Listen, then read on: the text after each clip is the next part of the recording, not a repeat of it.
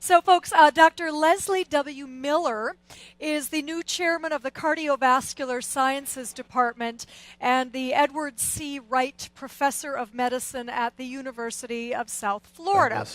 Dr. Miller's clinical interests include treatment of heart failure and management of ventricular assist devices.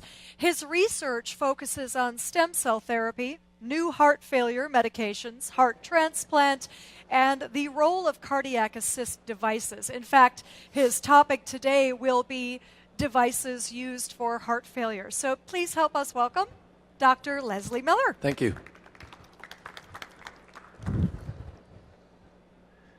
Well, good afternoon. I think that this is really going to become a fairly cogent topic, and forgive me for setting the stage, but I think that recalling why this is such an important topic, I think people are quite aware of the prevalence, but I think when you look at this highlighted point, it probably makes the point as much as anything. More days spent in the hospital for care of heart failure than any other diagnosis, the most expensive DRG in the Medicare health system. And a solution has to be found to reduce the readmission and the cost of this. Currently, we spend 2/3 of the cost of all of the care for heart failure patients on hospital-based care, and yet we see this as the most common readmission. So once a patient begins to be hospitalized, we really have very little that changes the natural history. This is a sobering piece of data that highlights what Medicare showed. This is from a Canadian study of about 40,000 patients that showed that in the first 30 days, 20% of people are readmitted with heart failure. And it's interesting that in a subset analysis, about 80% come back in the first 2 weeks. So that becomes a target. But it says that within 6 months, 50% of people will be back in the hospital for heart failure. And obviously there's a role in this with compliance. But look at the mortality. When a patient, this is their index hospitalization, on average, 1/3 of those patients will not survive even 1 year. So by virtue of completeness, I'm going to take us through, because the mechanical device story is not the only look at the therapies beyond oral drug therapy. And this is aquaphoresis or ultrafiltration. And this is for the diuretic unresponsive patient.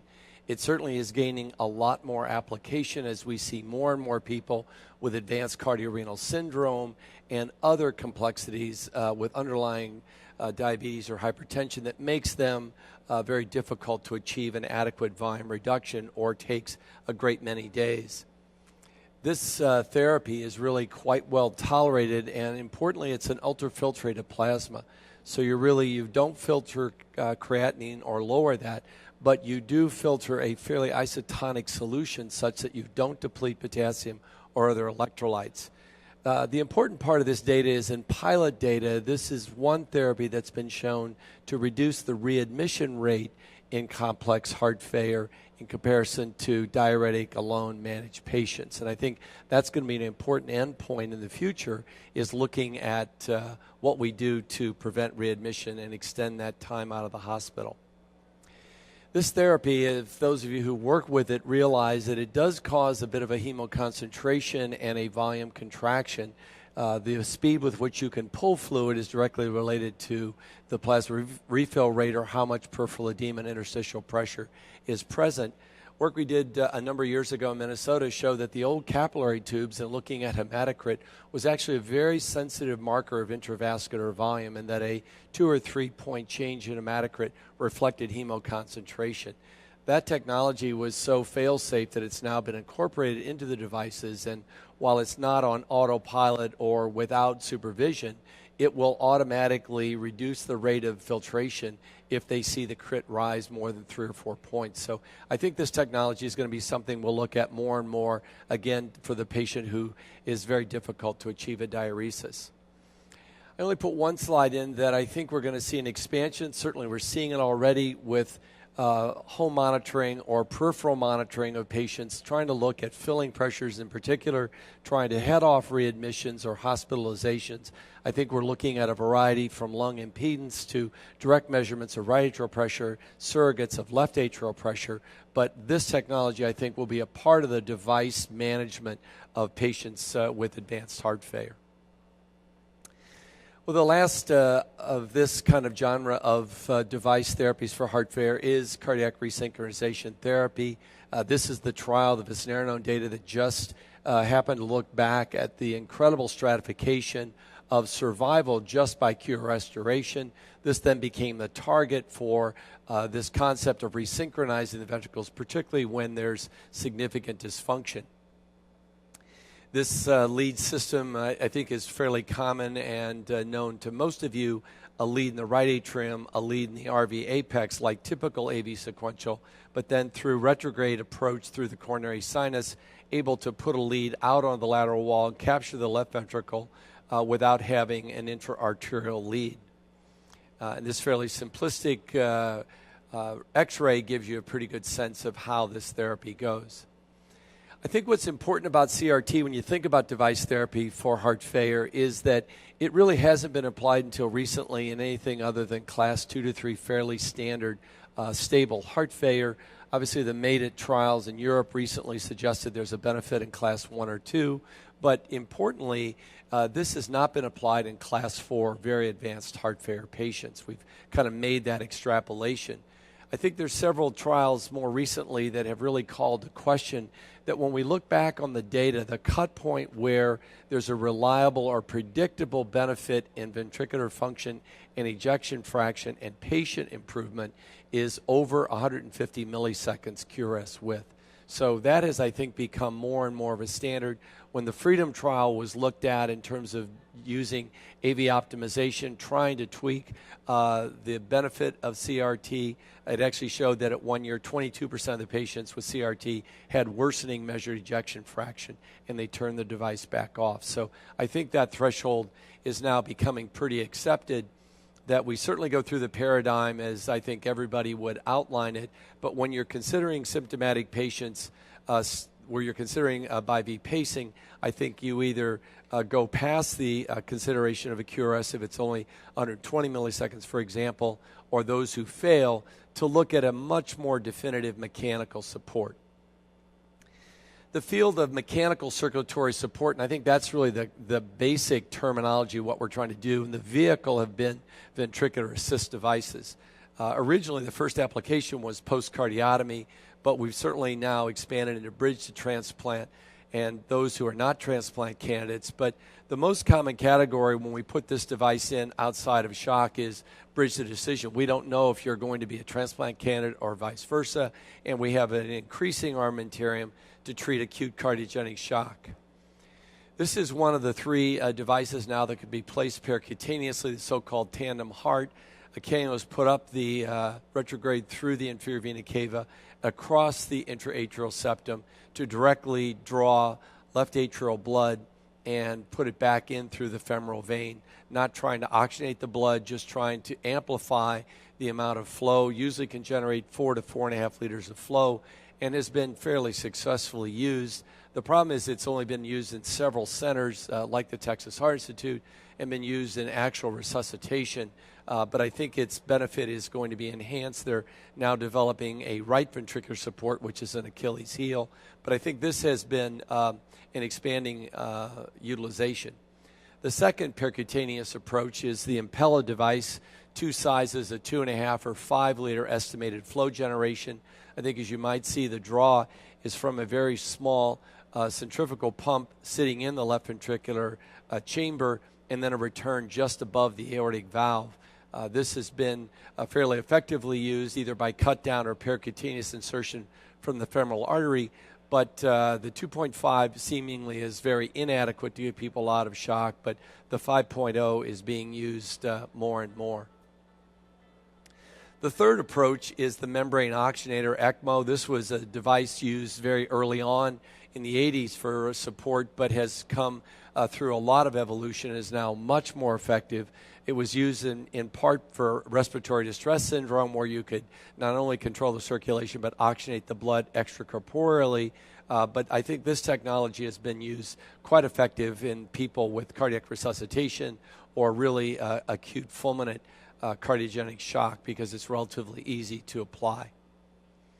The last is a surgical approach, and this is a pump that has a centrifugal pump, but is done through open cardiotomy. It can support the right ventricle, the left ventricle, or both simultaneously, and has really had quite a play with patients having a left ventricular assist device and still ongoing right ventricular failure, because this pump can go for 5 to 10 to now over 30 days of support. Allows you to wean, turn down the speed and the flow and support of the pump, and see if native ventricular, right ventricular function is improving. Quite an effective tool for cardiogenic shock.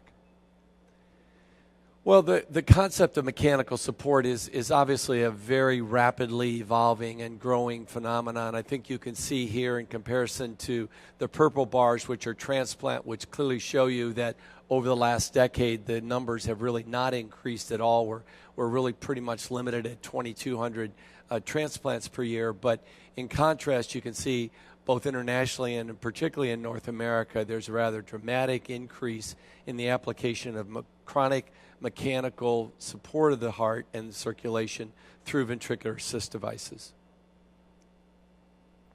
This field is growing dramatically. The technology has changed from an extracorporeal pump that you could wear outside the body to now totally implantable, and very soon a driveline-free type of mechanical support that have been miniaturized, as I'll show you, down to the size of a pin-light battery.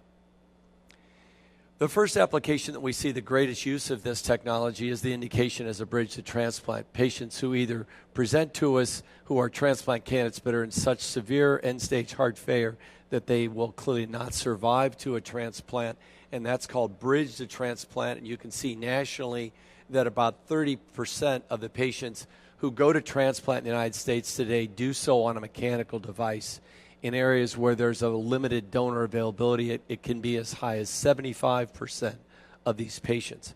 That's in part because of the increasing size, preformed antibodies, pulmonary hypertension, obesity, a number of things that make it difficult to go and find an ideal donor. And so more and more patients, and in the face of the ever-increasing outcomes, are going to transplant on a mechanical device. This slide really gives you a portrayal of the mechanism of the two basic devices. The first generation pump on the left really simulated left ventricular function. You can see in the top that's the LV apex, a large cannula draining all the blood out of the ventricle into a preformed sac, and then ejects the blood in a pulsatile manner. It can follow AFib, VTAC, whatever the native cardiac function is, it will eject whatever volume is in that sac at that time and returns in a typical pulsatile manner.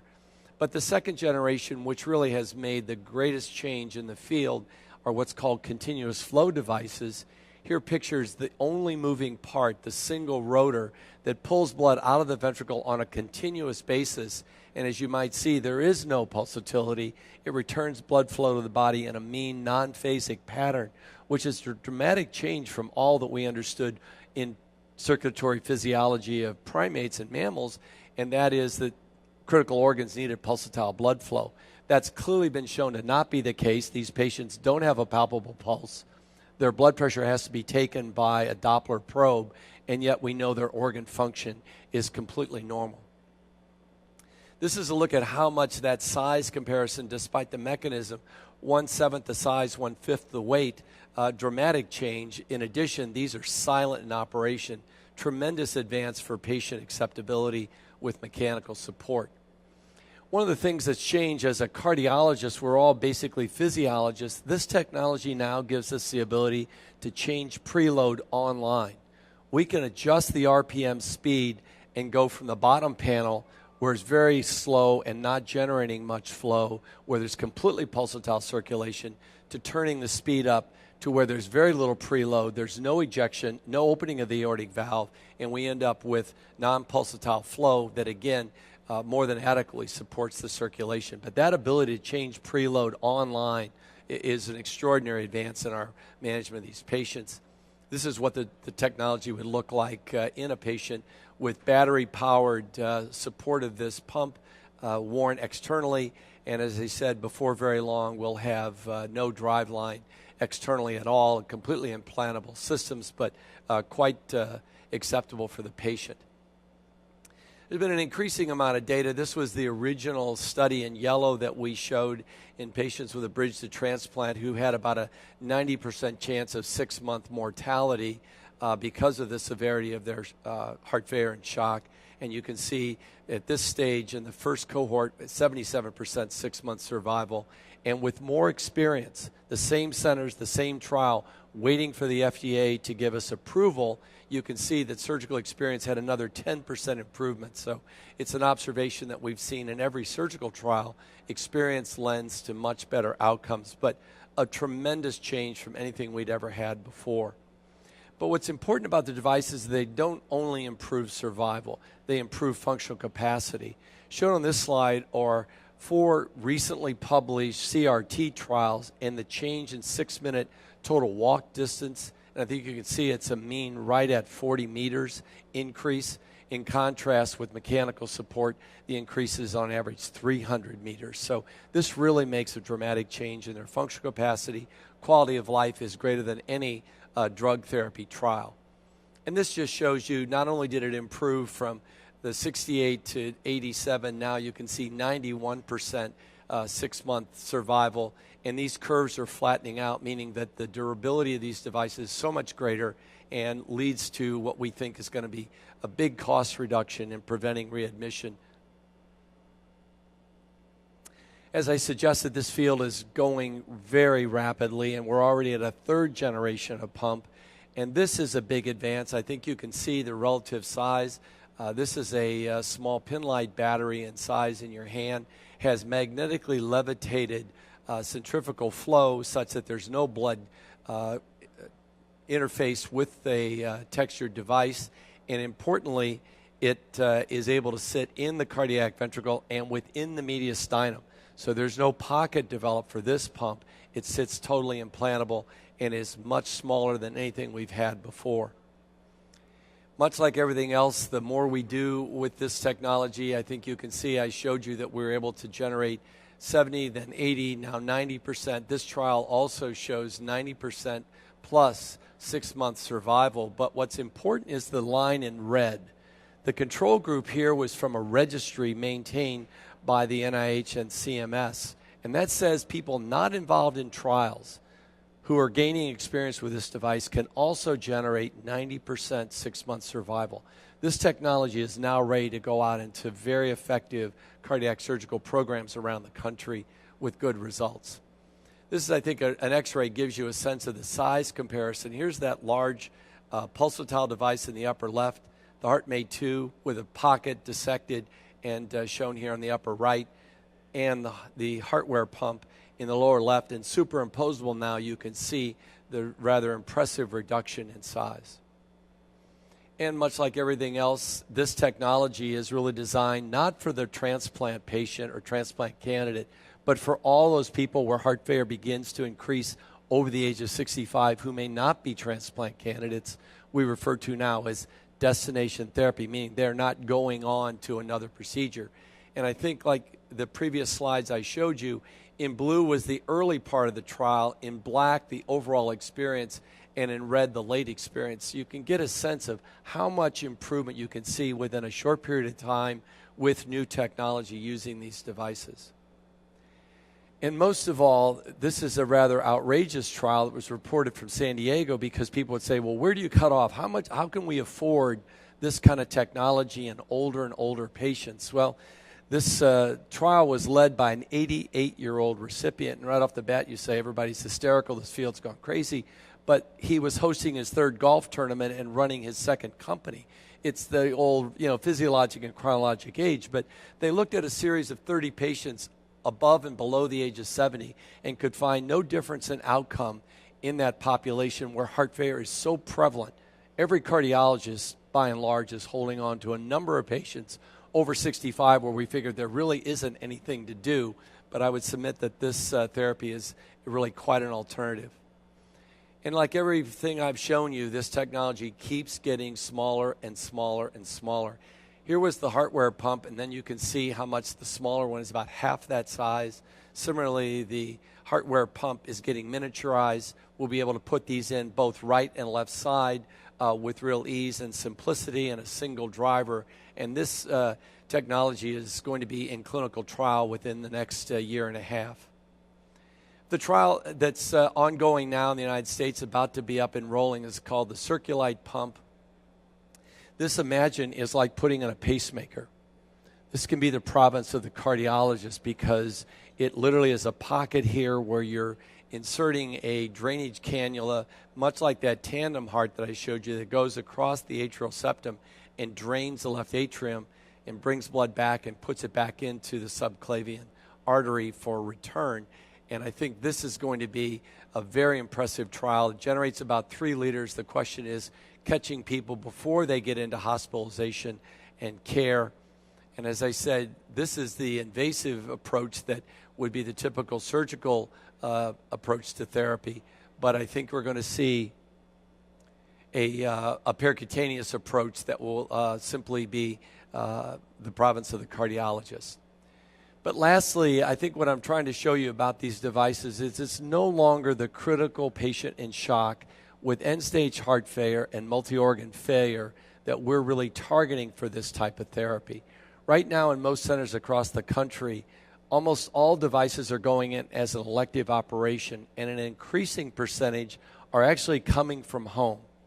Evaluated, decided that they needed a device, they go home for 2 or 3 days, get away from nosocomial infection, sleep in their own bed or rested, don't come in exhausted and malnourished, and their outcomes are dramatically better. When we looked at length of stay of people who were in the hospital, inotrope dependent, or doing poorly, the average hospital stay was 40 days.